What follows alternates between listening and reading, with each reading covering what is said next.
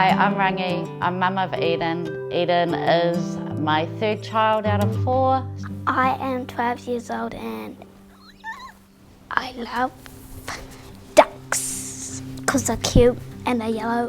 What do you like doing? Hanging out with my friends, and I like sleeping and eating.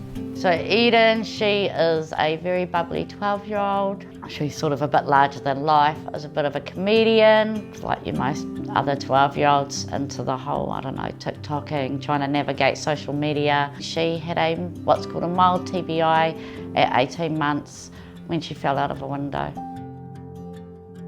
A mild TBI is a mild brain injury. So we were getting ready for school in the morning, had all the kids loaded in the car. My car at the time had a flat battery. Immediately I got out of the car, was coming inside to try and organise to get someone to come jump start my car. In our lounge we had a bay window.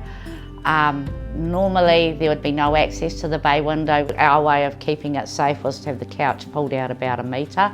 So it was realising that somehow it had been pulled out. I remember looking up as I was on the phone and seeing Eden on the window, and probably in my head went, get her off, but was sort of busy trying to figure out about the car. At about the same time, I went to go and get her off and then actually saw the window open and she fell out. I basically just grabbed her and sat on a chair like I am now, trying to sort of comfort her, assess the damage. I think I probably went into shock because I didn't even think about calling an ambulance or anything. One of our neighbours happened to hear all the yelling and crying and screaming and that and came in and said, I'm getting my car, get in the car and we'll go. The A&E workers took one look at us, basically put us in resus, organised an ambulance. We went up to the hospital and initially things were fine and then she started vomiting while we were waiting out the back in triage. To which point I started freaking out because that's what everybody had been going on about was had she vomited, had she vomited. We were sent up to a ward for overnight. She was in hospital and like one of my brothers turning up and he just like started sobbing because of how, just how she looked. We were discharged after 24 hours. We were literally told, keep it quiet for 2 to 4 weeks, she'll have a headache, she'll get over it, it'll be fine. There was nothing ever recommended recovery-wise. We were only ever told about major symptoms to look for, i.e. if she becomes unconscious or anything like that. We were never given information about smaller indicators that might indicate that something else further's going on. Never told to go back to the doctor, no x-rays, no MRIs. A lot of it, was whether she was going to be okay. There was a lot of guilt that it was my fault, guilt that I hadn't just grabbed her off immediately.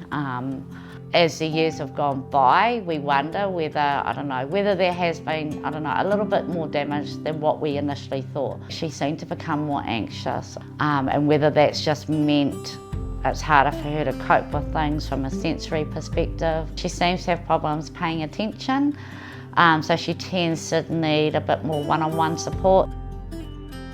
I find writing, reading, math and all the subjects a little bit hard. I kind of thought last year or like when I was in primary that maybe since I hit my head I might be a bit dumber than I probably was. I wonder why I find reading and that so hard. But whether there is, some form of damage that wasn't treated, wasn't acknowledged, and whether that long term could potentially cause her effects. I think it's a big thing. I think that head injuries, concussions, a lot of them go unreported because we just think it's a bang on the head.